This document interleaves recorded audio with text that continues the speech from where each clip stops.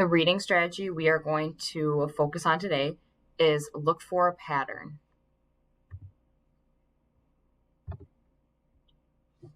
So often traits are revealed through behaviors a character repeats again and again. Try looking at the character in multiple parts of the story and think to yourself what actions or thoughts or dialogue repeats. Where is there a pattern? And use this to then name a character trait. So you might already have some character traits in mind when you begin reading right at the beginning, but as the character continues to evolve throughout the story and you notice these actions or interactions repeat, it's going to then reveal more character traits and tell you deeper things about the character that the author's not going to come outright and tell you. But they may continue to repeat an action that will tell you, will ultimately tell you more about who they are as a person. So this is really where we're focusing on those inferring skills.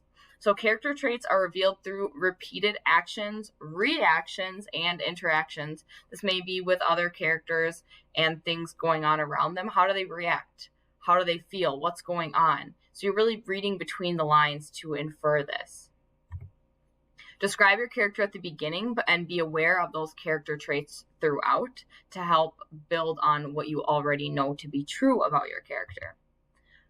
When the author uses repetition, it is usually significant to the story. This is important. If they're going to keep doing this and the character is going to keep acting this way, or says this, or responds this way, or does something to another character, this is important, okay? Repetition is an author's tool for you to, they do that so you'll notice, and they're trying to tell you something without actually not actually telling you, okay? So repetition is important.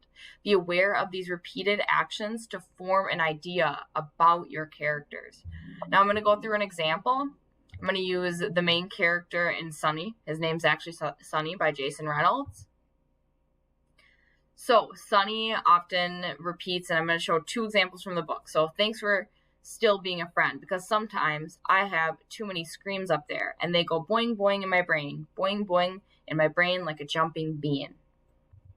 Next character interaction, if you will, and dialogue that repeats. The face that looked like they were made of wax, their faces looked like they were made of wax and had been melted and remolded, like squirp, bleep, blurp, squish. Notice, and you probably already noticed what is repeated. Now, there's no words that are repeated, but you have these sounds that are repeated to even explain something. Now, Sunny does this throughout the entire book.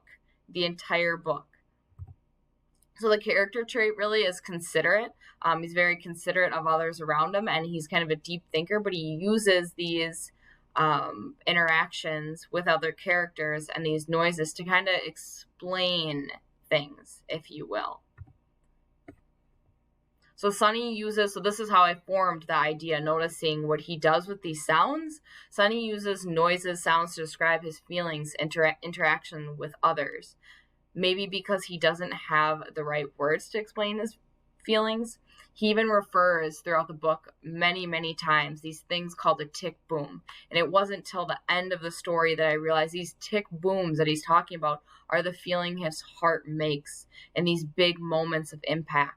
These tick booms are his actual heart as he's feeling through these different scenarios. So this is really where I, as a reader, formed my ideas. I just started noticing, okay, what is he trying to do? What is he trying to explain when he's using these noises? And I realized that they're not just a bunch of random noises, that they actually have a deeper meaning. So while you're reading, be really aware of these character traits.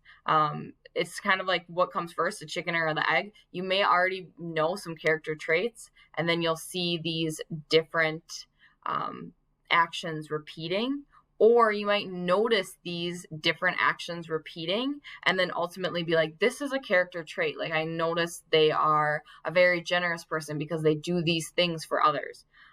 So this is the look for a pattern to really help us better understand our characters as readers.